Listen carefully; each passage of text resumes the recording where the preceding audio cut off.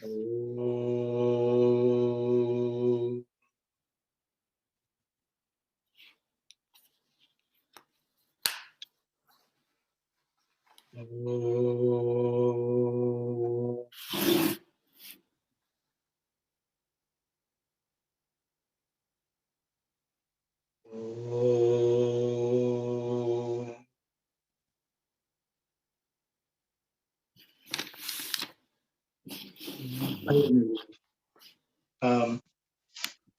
I think where we paused yesterday, last week, was that we will read the slides again quickly and go through as a revision, because there was quite a bit of material which seemed a bit, at least for me also, very heavy.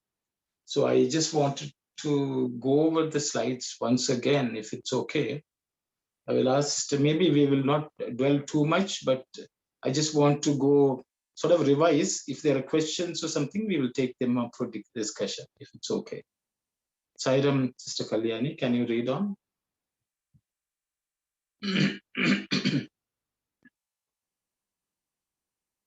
Oh, Sairam, Uncle, do you want to start with this one?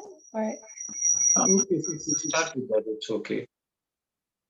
I think this is okay. You can go to the next slide, I think. Yes. Okay, I think from here we can go. Bhakta, I have understood it clearly, Swami. Now I know what is meant by the obstruction of the past. What are the obstructions of the present? Swami, good, I shall tell you. The obstructions of the present are of 4 types: attachment to sense objects, cynical criticism, dullness of understanding, and absurd conceit. The first is the cause of attachment to objects that attract the senses. The second makes men discover wrong meanings in the teachings of the Guru. The third causes confusion because things explained by the Guru are not grasped at all. The last obstruction makes one feel that one is a great scholar, pundit, or ascetic, mistaking the body and the senses for the Atma. Okay, go on to the next slide. It's okay. Bhakta, and the obstructions of the future? Swami, oh, they come always through sinful deeds. They come and obstruct unawares. Bhakta, how are we to meet them, Swami? It is not possible for all. The aspirant can to some extent be cognizant of the approaching wrong and its wiles. It creates a desire which puts on the cloak of want. Then you must recognize it as an obstruction of the future. It is difficult to be forewarned like this as a result of the effort of one single life. It may take many births to acquire this education. Bhakta, are there any who have so learned it? Swami, why, there are. The scriptures speak of Bharata and Vasudeva. Bharata required 2 or 3 births. Vasudeva had to be born once. Okay, so I think I will just pause there once. I think I just wanted to do some clarification, because I did some work on it. I think with Swami's help, I was able to find that out. I think the last sentence says, the scriptures speak of Bharata and Vasudeva. Bharata required 2 or 3 births, and Vasudeva had to be born once. Actually, the name Vasudeva is wrong. Because I looked at the Telugu, that basically says it's Vasudeva. Okay. The reason is Vasudeva is Krishna. It's not Vasudeva. Then a little more thinking, I realized that in Telugu, the letter Su and Ma are very similar. So I replaced the Su with Ma. So it became Vamadeva.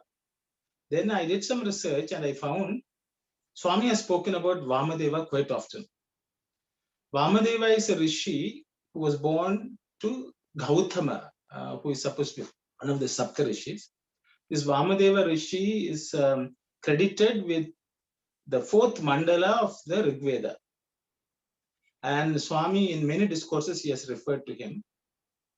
In 1966, one of the discourses, Swami says, Vamadeva attained knowledge. He liberated himself while in the womb of the mother.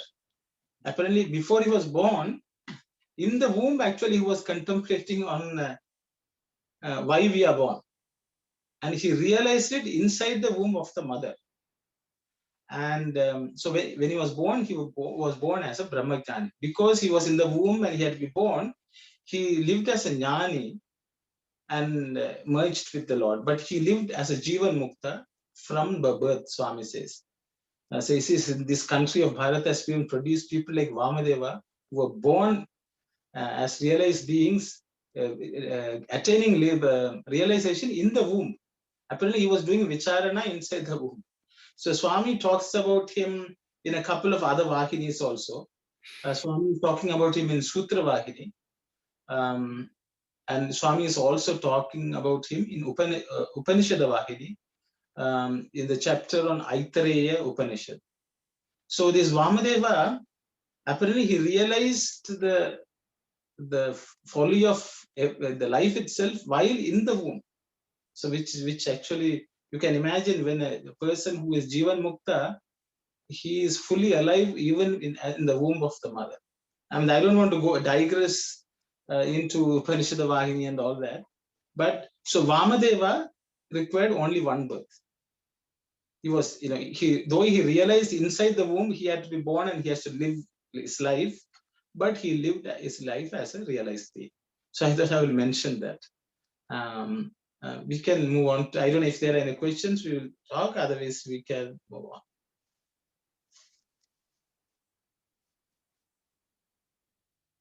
on. Is Swami basically saying that the future obstructions are any kind of desire?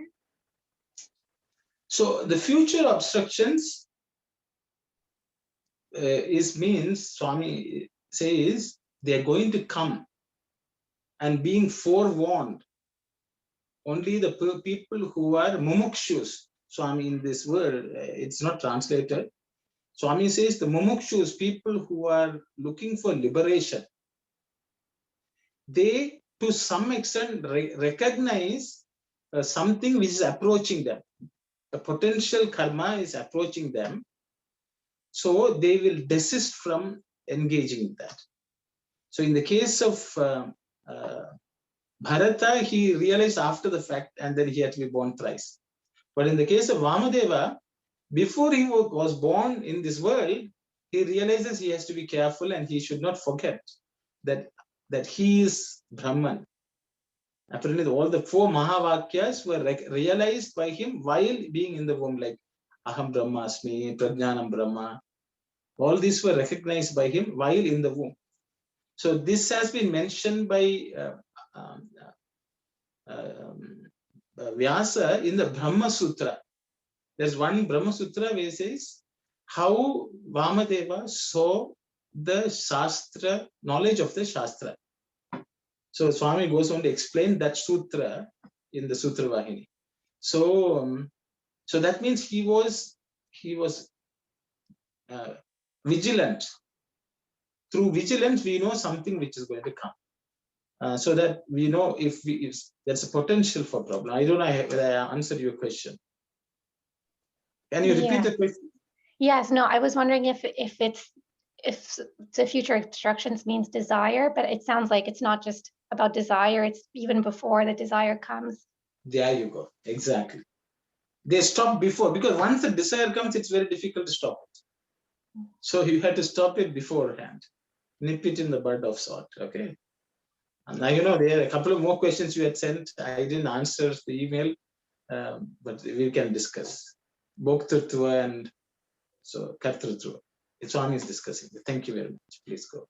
And also last week you mentioned the example of the mall, like you went to the mall and before you didn't have any desire, then going to the mall, you had this desire. So the next time if a friend asked you to go to the mall, you would just avoid it. But just practically speaking, right now, because we don't have anywhere to go, it's good in a way. But once COVID is over and life returns to normal, like, yeah, should we continue to kind of live like this, or should we try to avoid going to the mall or going to other people's houses? The way I have looked at COVID is because Swami has forced the entire humanity to learn to live in their homes without venturing. It was more or less like living in a cave. We know only about rishis going to cave, but all of us got an experience of it. Because of that, we are all spending more time even with Swamis. I know different people will have different problems, but we have gotten an opportunity. So we will understand the sense control, how important it is. Because when we go out in the world, senses can be a bit of a problem, which I think Swami is talking about Vijnana and Sujnana later on also. Sorry, if anyone has something to say, please say. That's what I can say. I want to add to something to Kalyani's question. That say you take your son to the mall or to the toy shop. If you look at the son, he will be enjoying, oh wow, kind of things. But you are a mature person. You know that he's enjoying it, but you are not moved by that. You don't want that toy at least, but you like the son to be enjoyed. That's the state, I think, for even after the COVID, that is a state we should be living in. You can go out, but you don't have to buy that toy for yourself. I know your son will go, say the same way the people will run around, they will fly around this world because they have been kept inside the house, but that's their tendency. But as far as yourself is concerned, you are more matured now and you don't need those kind of things. That's my understandings on this. Thank you, Saira. So, Sairam brother, I'd like to add one more thing. If when you are in the spiritual path, when you started to follow this devotion and reading and participating in this kind of study circles, you will be dispassionate from those kind of things without knowing you. So you don't have that kind of attachment, or you don't have that pleasure to enjoy that one. It will move out without yourself. You may control a little bit, but God's grace and blessing will remove out from you without knowing you. That is my understanding. Thank you, Brother Saira. Thank you very much, brother. Thank you. So I think everyone can note down in wherever you are that it's not Vasudeva, it's Vamadeva, and then we can move on. Because Sorry, I would ask a question, Brother Arno. Like then, what made Vamadeva to be even conceived in that womb of the mother? What made, because I am under the impression he is already a realized soul, and what the situation for him to be come to the world again? so the thing is, this is explained in Aitareya Upanishad. He says, Vamadeva says, I realized the folly of falling into this ajnana, having been born in many lifetimes where I was imprisoned in the cage of a body. So that means he has already gone through a lot of lifetimes, but then what happened to him was he had to be born once more. But while being in the womb, he realized when he is born, he has to be very careful so that he doesn't take another birth. So, he had, so he was doing vichara inside the womb of the mother. Apparently, when a person is born, and a slight bit of digression, because it is in the Upanishad, Vaini Swami is talking about. Apparently, when a man is born, he takes 3 lives.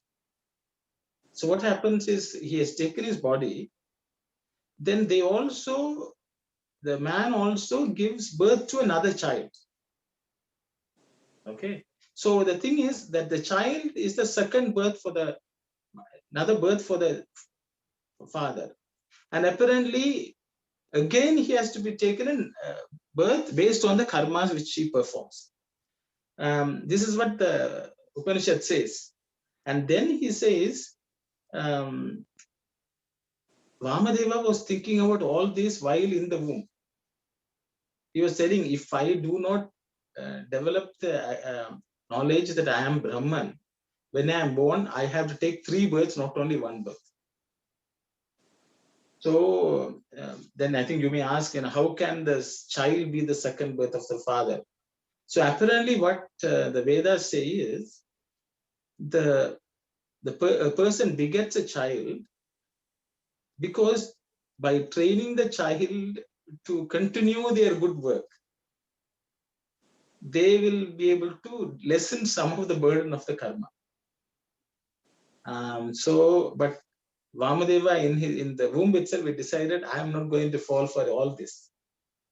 And he realized himself. So the thing is, he has already had many lifetimes where he had gotten the experience. So because of that, he was very, very careful and vigilant when he was born, so that he did not take another birth. And that became the last birth. But that realization came while being in the womb. And I hope so if you want, you can read Aitareya Upanishad chapter in Upanishad Vahini. That should give you some idea. Sairam, thank you very much, brother. It's beautiful. Sairam, brother, can we say directly Arul's question? Can we say like this? Only after Vamadeva got in the womb, he realized his folly, not before that. Yes. Yeah, so that is a problem. Now, if we had known before went into the womb, he would not have come. So there was a gap of time for his realization, that is some months in the womb. Can we say like that? Yes, of course. Yeah. There are many who at the young age, they realize that they have to pursue, a sannyasa or, Godward path. Some people midway, some people very late, some people just about to die, some people don't. So, and depends. Prahalada also was enlightened in the womb. Very good. Actually, Swami, in one of the discourse which I am referring to in 1966, in the same next sentence, Swami is telling the same thing. Vamadeva was born realized. Prahalada also started chanting the name Namo Narayana from birth. You are very, very correct. Swami has mentioned that in that same discourse. So you are in the same wavelength as Swami. You can. You're tuned, Sai.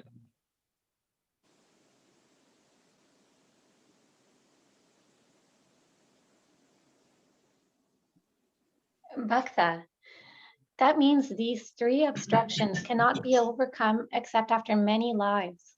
Can we not succeed without all that bother? Swami, why?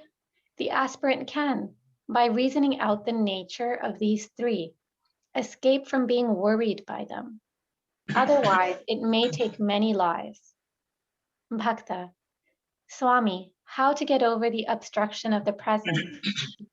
Swami, there is a way for this also. Through karma, the appropriate karma. There is no obstruction that cannot be surmounted. Attachment to sense objects can be removed by sama, dhamma, uparati, titiksha, by developing purity, self-control, withdrawal of desires, and the ability to suffer. Dullness of understanding can be removed by listening again and again.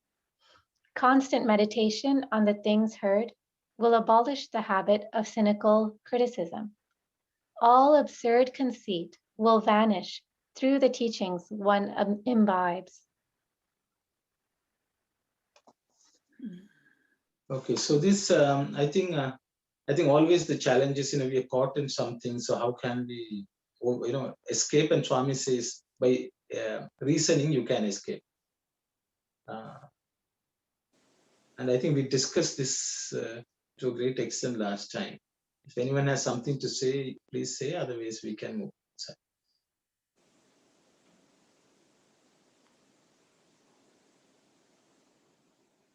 Okay, sister, then yes. Bhakta, Swami, to master all this seems impossible for everyone. To make it easy for all, tell me which is most important. Swami, my dear fellow, to know a thing, vijnana, higher wisdom, is necessary. Ajnana, false wisdom, false knowledge, makes one ignorant. Don't you know? Bhakta, so many people say so many things about this vijnana and this ajnana. What is the basic thing about this vijnana and this ajnana? What is the basic thing behind both? Tell me. Swami, now you have come again to the very first step. Ajnana is a mental attitude that has reference to the external object, and vijnana is a mental attitude that has reference to the internal subject. Ajnana is known also as manas and chittam. When the activity and attitude turn inward, they are called buddhi and ahamkaram. Okay, thank you very much. I think this was one of the last sections I think we discussed last week. So there were some, I think there were some questions post the study circle, so I thought I would just discuss them. As Swami has clearly said, Vijnana is going inwards, Ajnana is going outwards. And Swami says, good manas and chittam are outward focused. Buddhi and ahankaram, actually the last word should be ahankaram, should be inwardly focused. They are, and I think it was discussed in detail, and Brother Sivadas had explained it also. So the thing is, just to clarify again, Buddhi and ahankaram are closer to the Atma. And ahankaram generally is considered a bad thing because ahankaram can be identification with variety of things. The Swami in I think in one of the previous chapters, Swami is talking about Chit is the original sit state. From Chit, it becomes Chittam. From Chittam, we become Bhutakasha, you know. So that is the outward journey of this I principle. So initially the I principle is identifying only itself with the Chit. There itself, when it identifies, it has a separate existence, separateness, creation has taken place. And Swami refers to it as Sattva state or Sattvic state. And he says later on it comes into contact with Rajas and Tamas, and then it becomes 3, then it becomes 5 elements, and then it becomes the manifold world. So this first state of just with Chit, identifying with God, Swami has in the a couple of chapters earlier, Swami has called it Vidya Maya. That means even though that's an illusion because you think you're separate, it is Vidya Maya, with knowledge that I am divine. Baham Brahmasmi, I am God. Even that state is also separateness, but that principle is sattvic. But later on, it becomes more degraded and starts identifying with the body and the mind. And that is the ahamkaram which we normally consider as bad, because that's an ahamkaram which is tainted with rajas and tamas. So I thought I would just mention that. And buddhi, of course, is a discriminative faculty which evaluates what is permanent, impermanent. Usually, again, buddhi also can be used in the world where what is more profitable for us, very individualistic, selfish tendency can make the buddhi also very bad. But buddhi is capable of traveling towards the Atma. And that's what Swami is saying. When you cut out the external vision, the buddhi and ahamkaram are capable of getting closer to the Atma. That's where I think we left off last week. I will stop here. If anyone has something to share and discuss, please go ahead.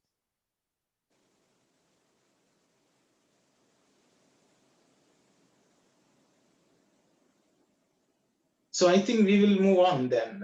I think, sorry. Right. Just one question. So in that final state where the ahamkaram is identified with Chit or with God, Is that what we call like an enlightened state, or like a Jivan Mukta? Are they in that state, or are they beyond it?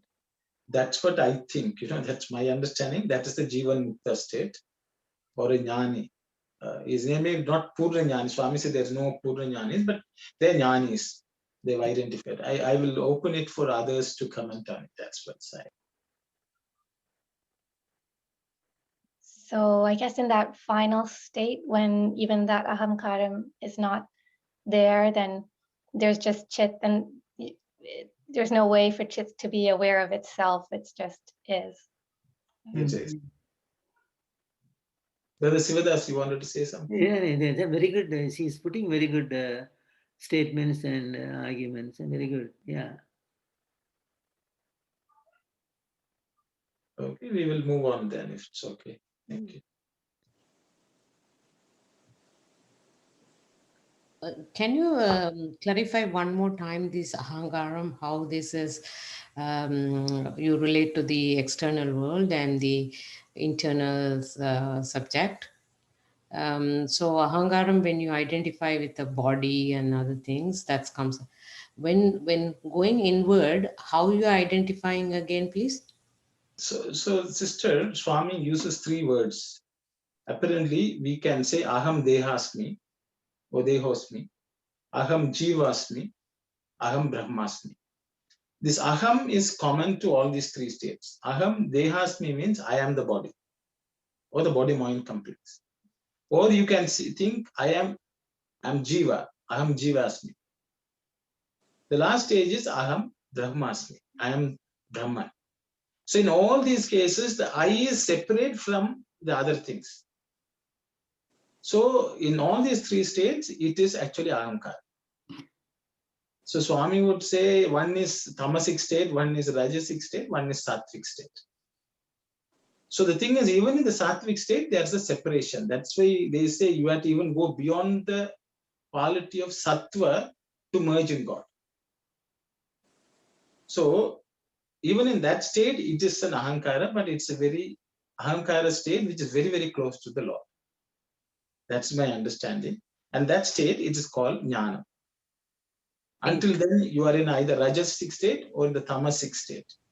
So that can be say asatoma sadgamaya or tamasoma jyotirgamaya. You are in the state of tamas, you're going towards the state of knowledge. But you are not yet fully merged. But that I can travel from deha to jiva to brahma, and then it can merge. That is the ahankara. Okay, that's my understanding. But if there's thank you. That makes sense. Thanks. Sairam brother, can you explain this one, the difference between Andhakaranam and Ahankaram? Andhakaranam is Manas, Buddhi, Sittam, Ahankaram. Yeah? I don't. Yes. Ahankaram is I conscious only. Yes. Okay, thank you, brother. Swami has discussed this earlier, so yes, that's right. Sairam, thank you. And Sairam, can you clarify here about the Katritva and Bhuktritva? Like, okay, that is going to come, sister. Oh, it's coming. Okay. I didn't, you asked the question, I didn't answer because in the, I think next slide or the slide after this will be discussed.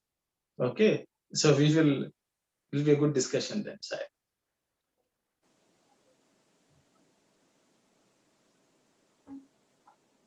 Bhakta.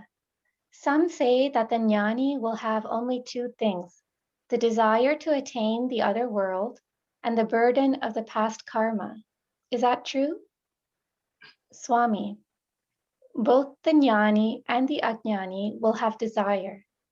Absence of desire for the other world and the burden of past karma, all in equal measure. Their experiences will also be in equal measure. Only the jnani will not have the consciousness that he is the doer, so he will not be bound. The ajnani is conscious that he is the doer, and so he gets bound. This is the distinction. I have already told you, haven't I, that the mind is the cause of bondage as well as of liberation. The mind is the cause of everything. Bhakta. Mind, They keep on saying, what is it? What is its form? Swami, cognition, understanding is its form. If you know the basis of that knowledge, there will be no bondage at all. Okay.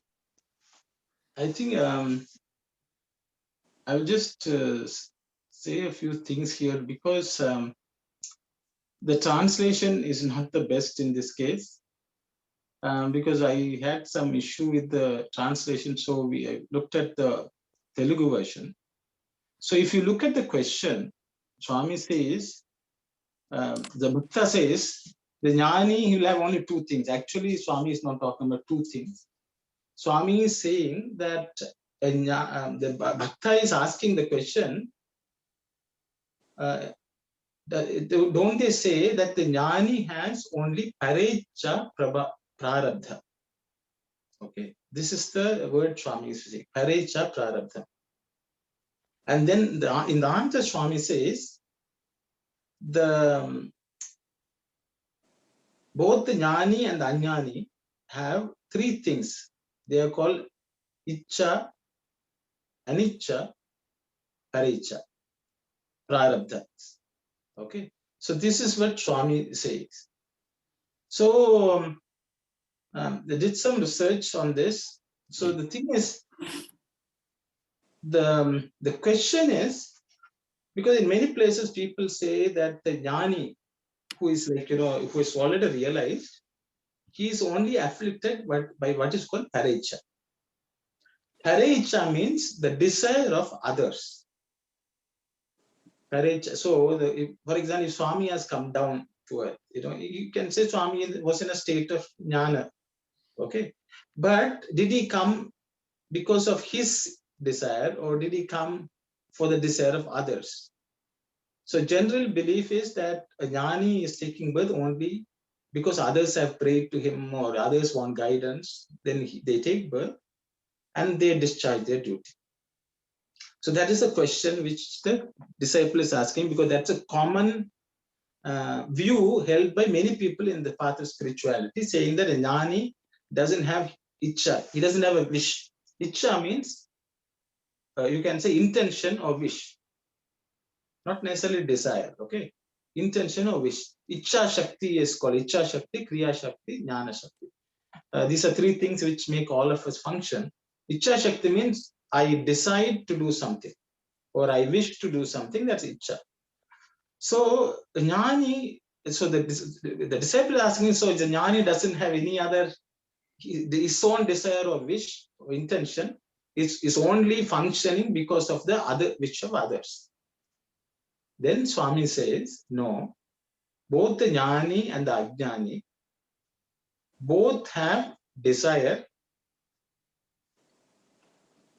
lack of desire, or anicca, or unintentional, or they have what is called parecha, the desire of others. But then he says there's only one difference, because the jnani does not take the doership. He doesn't think that he is the doer. I think that it answers partially the question of Sister Kalyani. Kalyani. She asked about kartrutva. Who is the doer? So Swami says the difference between jnani and ajnani is the jnani never takes on doership. So because of that, that's the only difference Swami says. So I think I will stop here. I've spoken too much. If others have something to say, please go ahead. Can you again just clarify what Swami says about the three things that both the jnani and the ajnani will have? Okay, so prarabdha. So Swami is talking about what's called prarabdha. Prarabdha means the part of karma which we have already taken on for enjoyment or working out. So that is why we have taken birth. Okay, prarabdham. That is a very common term. But there are three kinds of prarabdham apparently. The three kinds of prarabdham are Icha Prarabdham, Anicca Prarabdham, and Parecha Prarabdham. Icha Prarabdham means we, because of our own desire or wish to do something, we get Prarabdham. Then Anicca Prarabdham means whether we want or not, outside of our wants, without intention, also there's Prarabdham. Then the third kind is Parecha Prarabdham, because others want something, that also is a Prarabdham which we have to undergo. So then you may ask, how can it be? We should, it's not fair, whatever we think we do only, we should suffer for. But in reality, what happens in this world is that we are all, for example, we want something, we do something, and we have to face the consequences. Then there is the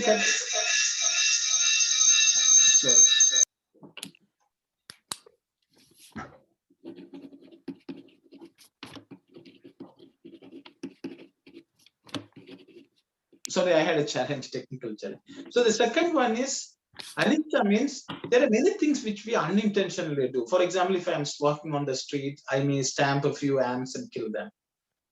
You may be driving on the car, some bird may get killed. You are breathing in, when you are breathing in, many things are, bacteria are killed. When you eat something, something can happen. You may unintentionally eat some bug and that will get killed. So we are all committing karma without intention in this world, unintentional karmas, but we cannot be freed from the results of that because we have to work through that karma also. This is one reason many of the rishis or realized souls, they suffer. They take on suffering, saying even ailments. They will say, I have caused distress to many organisms in the world. So now it's my turn to pay back. So let the bacteria eat me. I will let them devour me. So that way I give back what I have already taken. So jnanis do that. So that's called anicca. Then the last one is parecha. Somebody else wants something from you. You are bound by that also. So the example I can give is a well-known one which Swami, many people have spoken, but Swami has spoken about. Apparently, when Vishnu took the Vamana Avatara, he went to destroy Bali. Bali's ego, actually, he wanted to destroy. So as a small young kid, when he was walking, apparently the daughter of Mahabali was watching from her palace and was so enamored by the young fellow. He said, I would like to have a baby who is like this. And I would like to, pick up and, she was imagining that she was, there's a baby born like him and she was, so that was a wish she had. Then after Vamana pushed Mahabali down to the nether world, she heard about it and she got very wild. So she said, I'm going to kill, if I get my hands on this fellow, I will kill him. So two desires came in the minds of this daughter of Bali. So Swami says, when Krishna Avatara took place, the same person was born as Putana. So she came and gave milk to Krishna and tried to kill at the same time. So Krishna was bound by that person's desire. So in this world, sometimes others' desire or wishes or intentions also can bind us through karma. So that is called parecha. And Swami says these three are present for everyone, jnani and ajnani. So we can say in the case of Swami, he took birth because he wanted to re-establish Veda. That may be his wish. And there are many things which happened whether Swami wished or not, also things somebody will do some problem and that will cause problem for Swami, without his own intention. Then others will want something, Swami, please do this, please do that. That's others' wish. But he is bound by that also, his devotees' prayers. So, but Swami says the jnani doesn't think that he is the doer. He is not attached to the doership. So that's my understanding. This is my understanding. Others can share whatever you take from here or whatever you have read also you can discuss.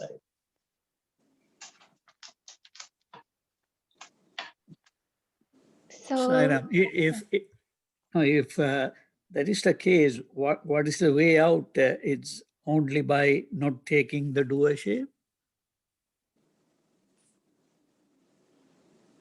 So from what I understand, brother, anyway, I don't know others. Maybe I should let others speak. Sairam, anyone else wants to share? Please. What is the way out? So, Sairam, brother, here I like that the bondage as well as liberation, cause of bondage, and other one doer. If the jnani think he's not the doer, so he is not attached to the fruit of the action. So he surrender everything. He think God is the one doer. I am that doing anything God's will.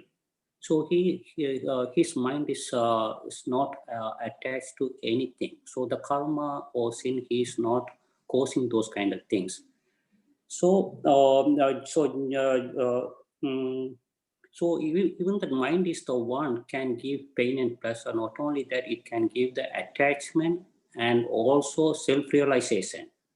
So if you practice, I am not the doer, you can avoid a lot of karma and you can be avoid the bondage of the liberation. I'm sorry.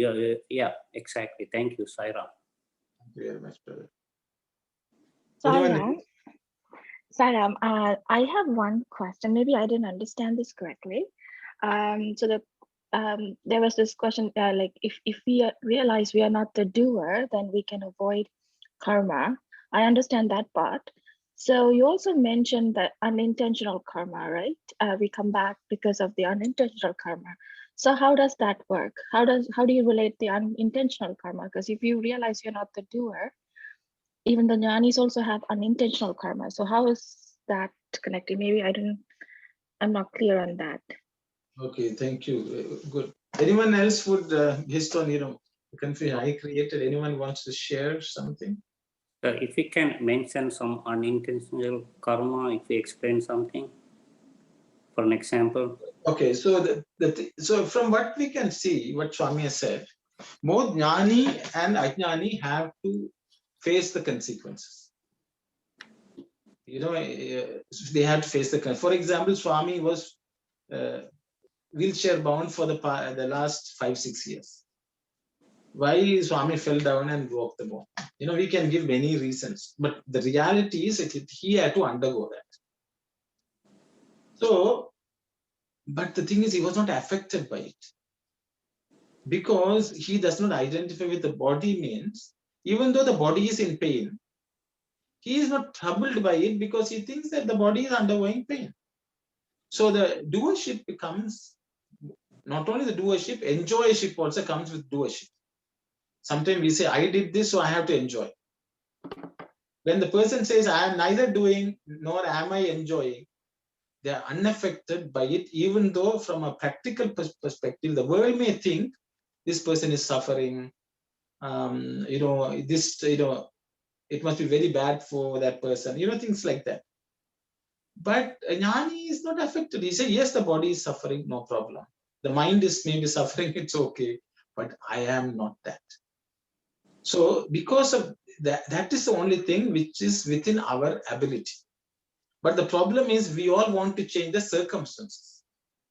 We'll say this trouble should not come to me, means this trouble should not come to the body. Swami will say it is natural for the body to undergo these things. It is born, it will decay, it will die. That is part of the body, but I am not that. So as soon as that knowledge comes, even though whatever goes on in the world, which is part of the world, it cannot be avoided, the person will be free from everything because it does not touch the person. And that is my understanding. I hope Sister Narmada, I shared mine, but others can share whatever thoughts they have. Yes, thank you. So when we are doing that karma, we think that we are doing the service or something like that. When we are doing that, we do that on the Swami's name, God's name. No? Then we are doing that karma is good or bad. Maybe we are not doing bad intentionally. if you know we are read that instantly or sometimes bad karmas, we are doing that karmas on Swami's name. This will not affect to us. This go to Swami's account. See, Swami says, I have no good and bad. It's both are same to me. So we can do that karma on Swami's name. It don't affect us. Thank you, Saira. Thank you very much. So, Sairam, brother, even though if we take all the people, even if you have money, education, you have to go through some kind of difficulties. So you have to, when you have going through the difficulties, you have to think that's passing cloud.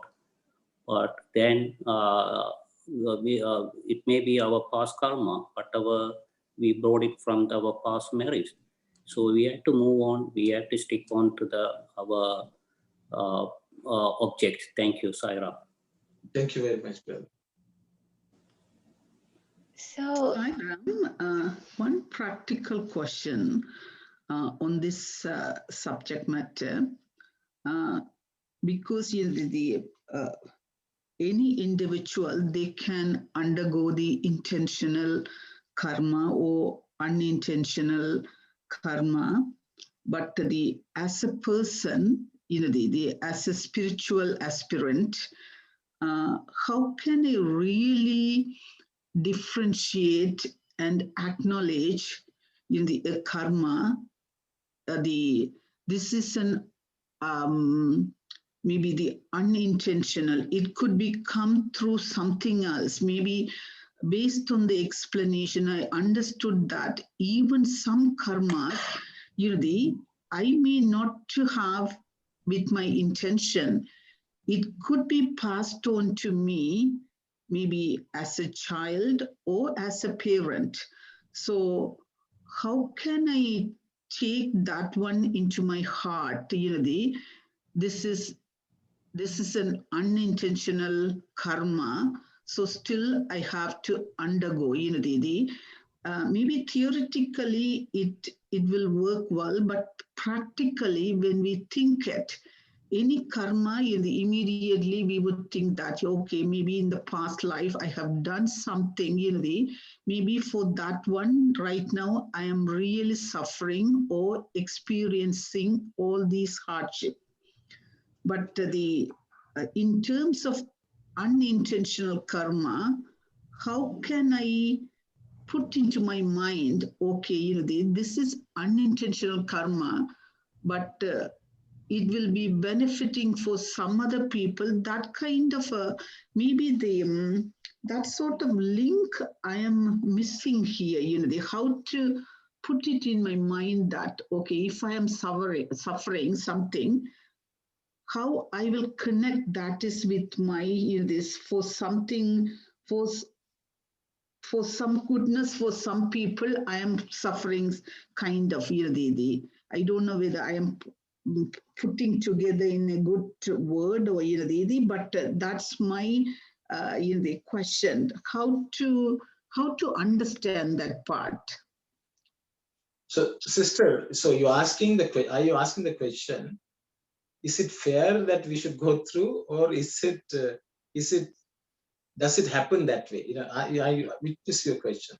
I didn't ask, is it fair or not? I understand based on the explanation. I understand it could be coming in both ways, but my question is how we could take it into our heart and move on with happiness or something. Most of the time we suffer, and either we suffer or we will make others suffer. But how, as a spiritual aspirant, to take it into our heart and move on? Maybe some sort of explanation, or maybe some sort of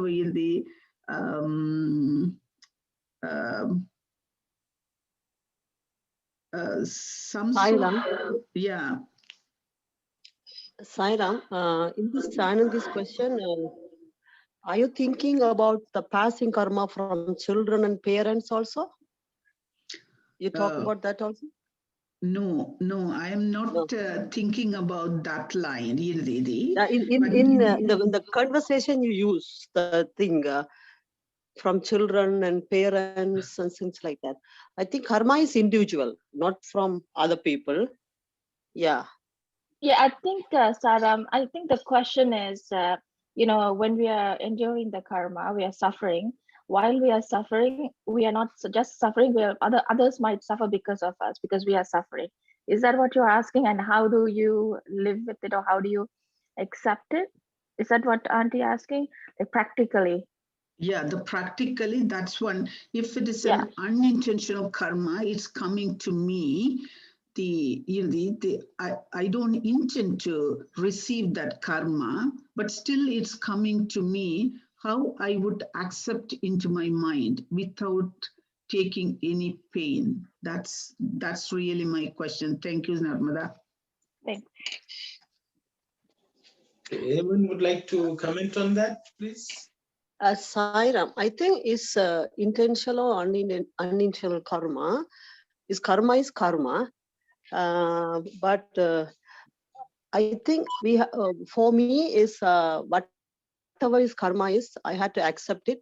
The way Dasan before explained, we don't think as the doer is always put Swami and surrender to Swami. Whatever in our study circle we learned, whatever we learned, we had to apply in practical life, then move on. We shouldn't worried and okay, this is whose karma is intentional or unintentional, but we are studying. But in the practical life, we do whatever Swami is teaching. We don't have to confuse, I think, Sairam. Okay, thank you very much, sister. Thank you. I just have one other question. I'm sorry, along this line. So the goal of all of us, like when you're in this life, we are trying to not to accumulate karma so that we can attain God, right? I think that is the goal here. So I understand, realizing or trying to realize we are not the doer can help. So how do you avoid the unintentional karma that comes to you? How do you manage that? Maybe I'm circling back with a similar question. So, Sairam, brother, so my understanding is when you're born in this world, you have to do some kind of karma. Even breathing is a karma, even walking, eating, and everything. If you take the food, when you when you're cooking and washing, you're killing so many bacteria and you are still causing you are making the karma. So that's what we offer the food for the God and make it purify. Then we offer the food for so many other people. So in this way, you can come out from the sin. That is my understanding. Thank you, Saira. Thank you very much, brother. Saira, that unintentional karma, sometimes that we don't know the karma that coming to us. No, we don't know that we got from the previous birth. We don't know exactly from where. Only thing we can go through the karma, that we can pray to Swami. Then Swami will give the strength to go through the karma. And Swami says that, like, if you are carrying that $500 in coins in your pocket, that's very heavy for you on the pocket, no? This is very heavy to carry. If you pray to me, I will change into notes and $500 notes. Then you can carry easily. That's the way you can go through the karma. That I understand it. Thank you, Saira. Okay, thank you very much. Sairam, brother, to get rid of negative thoughts, we keep putting good thoughts like japa and dhyana. Likewise, to get rid of bad karmas, whether intentional or unintentional, when we do more and more good karmas, it will go away. Spiritual sadhanas and all the good karmas, punyas, as we gather, bad karmas, results of consequences of the bad karmas will go away. Thank you, Saira. Thank you very much. Anyone else?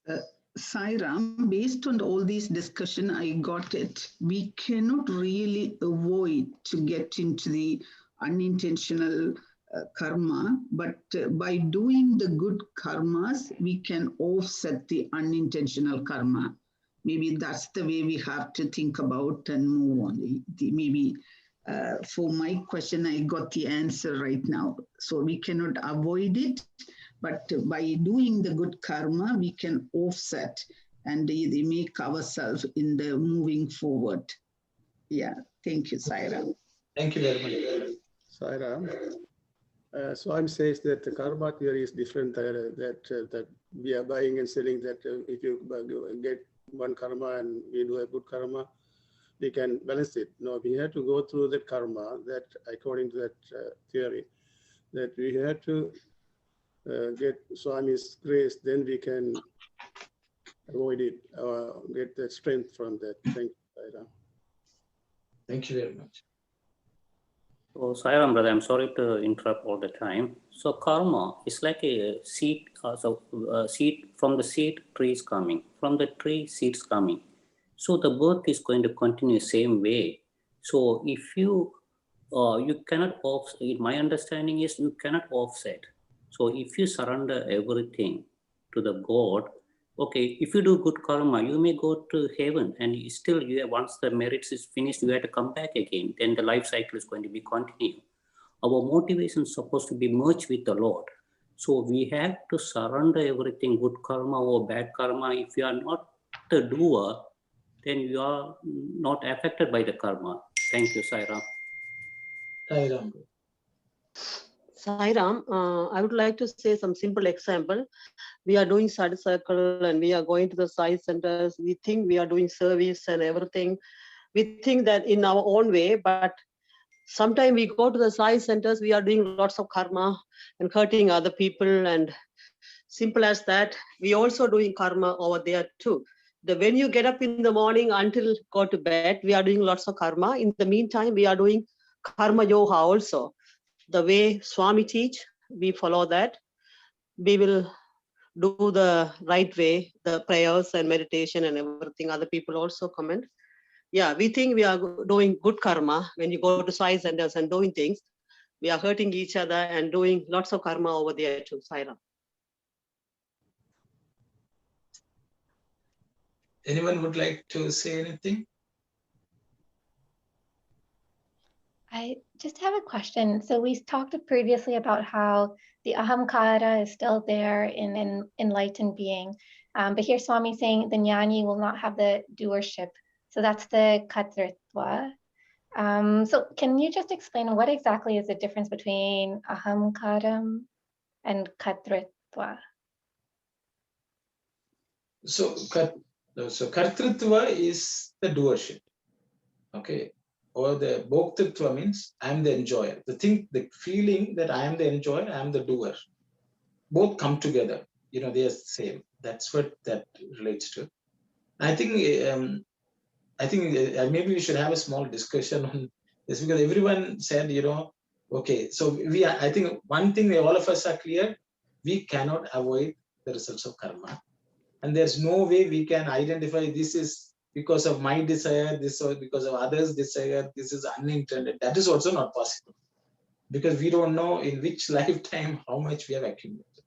So we have all come to the conclusion that we cannot avoid the results of karma. But there was discussion about if we do good karma. Okay.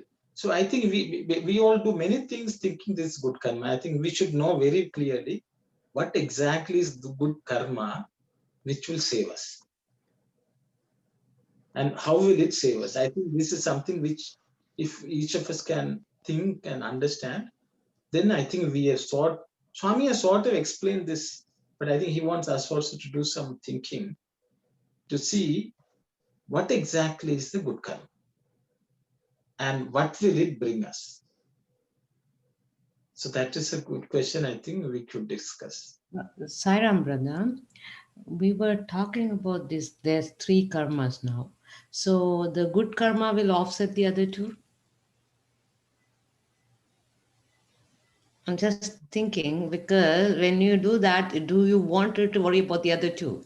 If you can stick on to continuously do the good karma. So what is good karma, sister? My question is, what do you say is good karma? First, let's get that. Then we know whether it can help or not. Okay. What is good karma? Which will help? Let's discuss that. Okay, good karma, as long as you are not hurting others, then that's a good karma. So in that way, we can avoid the other two. I'm just thinking. So many people, if you ask everyone, we are not hurting others, everyone will say. It's the others who are hurting others. That's what we will say. Yeah, others hurt will hurt you. That's the other karma comes back. Thank you, Saira. So Swami said, just bring the karma, bring it to zero and come. Then where's the good, where's the bad then? Thank you, Sairam, brother. So what are you saying? You don't do any karma, brother? What is this karma? No, then if you do surrender everything, and if you think Swami is the doer, there's no plus. Then if you avoid the minus also, it goes to him. You are surrendering everything, so it's going to become zero. Then you can merge. Then if you think I am the one doing. Okay. Can you repeat, please? Please repeat. Okay. If you think you are not the doer, so if you surrender everything, it's Swami's will. I am doing Swami's work, good or bad, is you are offering to him. Plus or minus is goes to him, and you are zero. Then you merge with the God. Very good. Thank you very much, brother. I will open. Sairam, I also add something with the attachment and with ego. When we do service, lots of people. So I am the doer. I am the doer. I like a ego always there, and attachment to the thing, whatever work we do.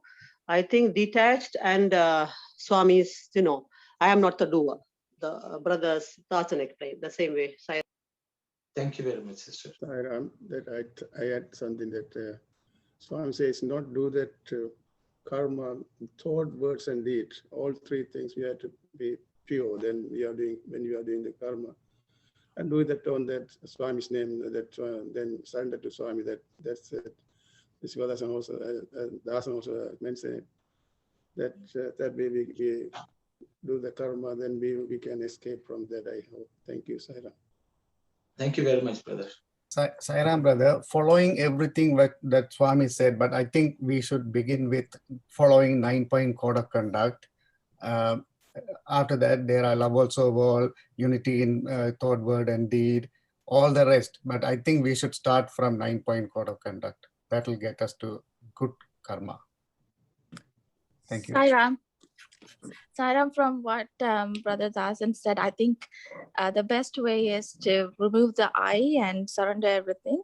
I also I understood that even if you do good karma, you have to come back to get rid of that. So the only way to avoid the good karma and the bad karma is to surrender.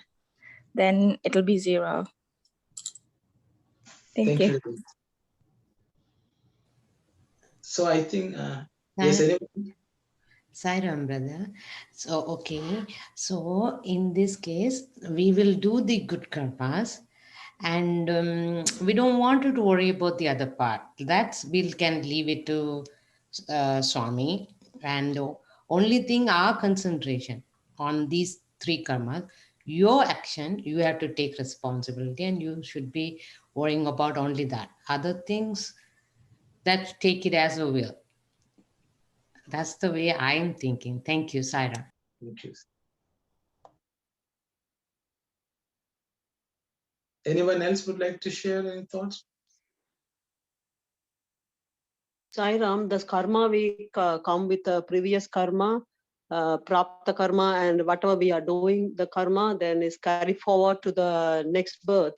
There's accumulating also. Sometimes we do good and bad. Then it's like accounting is adding and, plus and minus like that. Then end of the thing, we are carrying forward to next birth also. I think bringing zero is millions of birth. Like Manika Vasagar say, Pullahi, Pudai, Puluai, Maramahi. Everything we has to go through. Sairam. Sairam. Anyone else would like to share? So I think, I think a very good discussion. So just to summarize, so we all understand every action brings reaction. There are some actions for which we are responsible and we can do the best we can. But then we are forced to face other consequences which are not beyond our control in this world. The body has to face the consequences. That's the reality. I think all of us are fine. But then we discussed about good karma, and I think Brother Dasan very nicely said it's surrendering. Okay, and only surrender to God can make us escape the effects of karma which affect us. So then for that we had to become zero. And I think there are a couple of questions also. One is, can we discuss the relationship between Swami's grace and consequences of karma? And is this what is referred to as nishkama karma? So without desires karma. So the good karma actually is nishkama karma. Whatever we do without any desire for the fruit, offering the fruits to the Lord, surrendering to Him, whatever we are doing is the only good karma we can do, which is what Swami calls seva. If we think we are doing seva and we have to write a report or we have to tell others that we did the seva, that has gone. It is not seva at all. That is not good karma at all. It's not sadhana at all, because it will never take us near God. Swami has already said the buddhi and ahamkaram are capable of going towards the Lord. That is vijnana. If you are going outside in the world, looking at the body and this world, then it becomes ajnana. So that itself shows all our good karma should take us towards the sattvic state, which is nearer to God, and offer everything to God. So whatever we do, if we have that idea in our mind, because the God's grace will just take care of everything. Because we are not worried, even if something were to happen to us, even if we had to take 1,000 births, we will say no problem. As long as we are thinking of God, it's okay. That's why many saints says, even if I am born, I want to be born in your presence. If you are the mountain, I want to be the river. If you are the tree, I want to be the creeper. Like that, devotees are prayed because they don't know they are not. It is not within our control, but they all desire that we should have the ability to think of the Lord all times. They prayed for that, which basically means we get closer to the Lord, and His grace will help us or give us the strength to overcome the effects of karma. This is what I understood from all the discussions. If anyone has something to add or clarify, please go ahead. Sai. Brother, one more small question here. So, Swami has said how to avoid this Parsha karma, like somebody else is thinking, and to avoid those kind of things. Did Swami said anything? No? Thank you. Swami has told the mind is the key for liberation of bondage. Turn the mind towards God, you are liberated. Turn the mind towards the world, bondage strikes you. So the thing is, let's not even worry, how we escape the karma. We just think of the Lord, say, Lord, we want to come to you, we want to be close to you. We are not worried about anything else. That's my understanding. Yes, thank you. That makes sense. Thanks. So one more summarized, brother. In Mahabharata, Lord Krishna was teaching Arjuna. He was saying, surrender your everything to the Lord. Change your karma, action, everything to yoga karma. Yoga karma means you are not looking for the result of the action. So do everything yoga karma.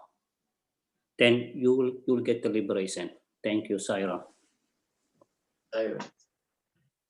Sairam, if you come to study circle or you do meditation with the thought that this will lead me closer to God or closer to enlightenment, or that's still okay? That's still nishkama karma? See, There's a karma, a desire, but you want to desire to reach the Lord. That's called mumukshatva, means desire for liberation. So the desire for liberation is moving towards the sattvic state. That's my understanding. It is not only coming, also trying to practice in our, that's the process. The Shravanam is sadharakally, anything is Shravanam. We are hearing. Then Swami has already said, how to overcome the present obstacles. One is you contemplate on it, you read it again and again, understand it, then put it into practice. That is the only way we get closer to that. So that is why Brother Surya Kumar said 9-point code of conduct: daily meditation and prayer, study of Sahi literature, at least once a month. So Swami has given them as simple steps for us to practice. If only we practice them, it will take us closer to Swami, and it will liberate us from all this problem. Even though the body has to undergo all this suffering, it will not touch us. It will not be affected, is my understanding. Saira. So it's okay to have that desire. The one desire trumps all. It's as human beings, we have to have some desire. The mind will want something. So the point, tell the mind, go for this. And so that way the mind will be under control. That's my understanding. Saira. I guess the other thing is sometimes I feel like, okay, I think I want this, but maybe if I delve deeper, I think, okay, I want to be closer to God, or I want to be more enlightened so that I don't suffer, or so that if this happens to me, I can handle it. Or so I guess I need to kind of get rid of that part, that aspect of it, and just focus on God and not have that additional. Yes, I think because what happens is sometimes people get disillusioned by having that kind of a desire. Nothing should affect me, God, and if something happens, then we'll doubt the prayer itself. So that type of desire that we should be saved from the world also should not be there, is my understanding. Because that the desire will not help. Then that's a business transaction with the Lord. I will pray to you, so you take care of this problem. So Swami will say, it's not devotion to me. You are devoted to the world, but you are just using me. That's what Swami will say. But the mind is capable of playing a lot of tricks. Anyone else who would like to share any thoughts? From the example that you gave of the Peta Icha karma, it's like, is that literally like, does that happen? Like if even people have thoughts about you, or negative or positive thoughts, even all those thoughts will affect you? Of course. You see it in the world, There are people who's talking somebody, the person doesn't care about somebody, but others will, but you have to face the consequences of that. So this is one reason many of the rishis went away to the forest. They did not want to be around people, because they said they thought that will reduce the parecha problem. Because no one sees you, no one wants anything from you. So you reduce the karma. So that is one of the reasons many rishis, that is what Swami says, even if people come to Tarthi, Swami says, don't mix with people too much. Just because you have come, don't talk to other devotees. You have come for me, you just stick to that. So sometimes Swami used to take us to task, even if you just look at somebody out, he will say, why? Why are you looking? To that extent, he will say, reduce your contact with the world. Swami will say, just say hi, bye. That should be the relationship with people. Because any more can create additional problems. So, yeah, you have to live a reclusive life, but reclusive life thinking of the Lord is my understanding. Limiting, I guess. Sorry, anyone else would like to share a thought? Please go ahead. I guess it also, sorry. Go ahead, Kalyani. No, I guess it also just makes it kind of, it makes it feel more important about all the negative thoughts that we have, even about people that we love, or people in our family. Sometimes we get frustrated with them or have these negative thoughts that play again and again. And so every single one of those thoughts is actually going and like pushing down that person or going to have some negative effect on that person. Yeah, we are causing paricha problem for others. That's true. Sai Ram, brother, since you just mentioned paricha, I was thinking of asking before. Paricha, is it parichai in Tamil? Is Para means others. Oh, okay. I'm sorry. Because Paricha is Abhimanyu's son's name. Sages gave him the name Parichit. That's a different then. That's different. Okay. I'm sorry. Thank you. This is para icha. Yeah. That is iksha. Okay. It's like IKSHA is different from ICCHA. Right. Okay, sir.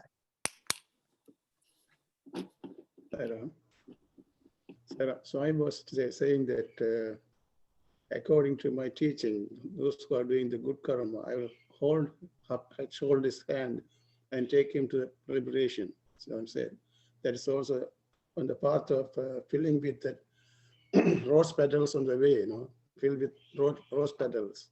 That way will take you to heaven, is what I'm saying, liberated. Not only you, that your seven generation has to be that goes to that liberation, is what I'm saying. At the same way that if you are doing this bad things, the same thing the other way, that goes into the seven generation, the backward. Thank you, Saira. So, Yeah. Saira, so this desire, the mainly caused by the manas. So if you started to, Swami saying, if you started to say Namasvarana, so Swami's grace and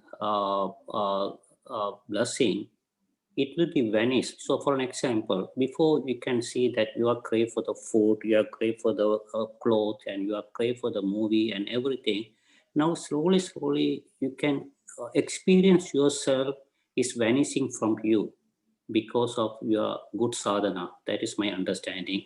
Only some extent, only you can control your desire. The main thing, you have to have God's grace.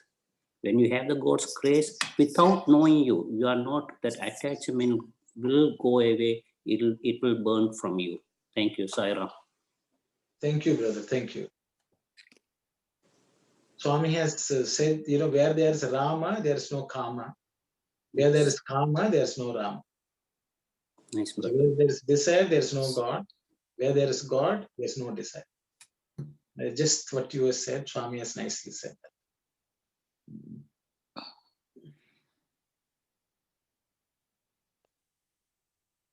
It's about 10:18. I think we discussed quite a bit today. I don't know. Just sister.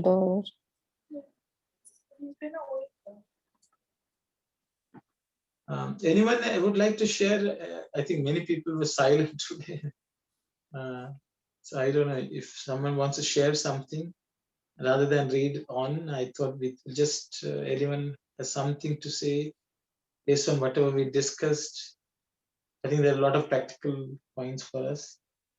Yeah, there's a you said that where there's Rama, that no karma, that same thing that Mandolari was saying that Ravana he couldn't achieve that Sita, no?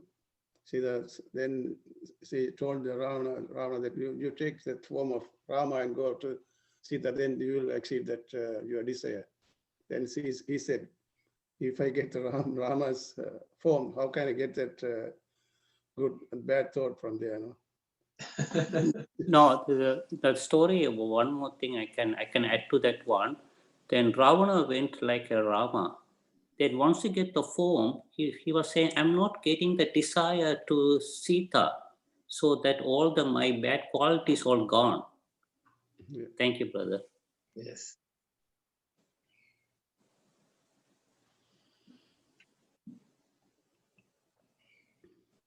So I think it's 10:19. We had a very fruitful discussion. There is quite a bit for us to think and do. And I think we can see whether every action of ours is taking us towards the Lord, whether we are able to offer it to the Lord. Everything which affects us, we just offer it to the Lord also, that experience also, that surrender, and the consequences of karma also we have to offer to the Lord, and He will give grace. As Brother Rajagopal said, He will give a note which we can carry in our pocket without any bother. So God's grace, Swami's grace, is the only solution to overcome the effects of karma.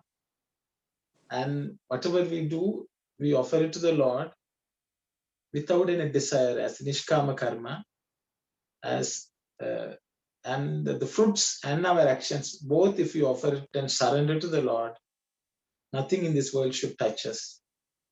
We will get closer and closer. We will develop vijnana, and we will remove the ajnana which we are suffering from. This is in a nutshell is what we have discussed so far.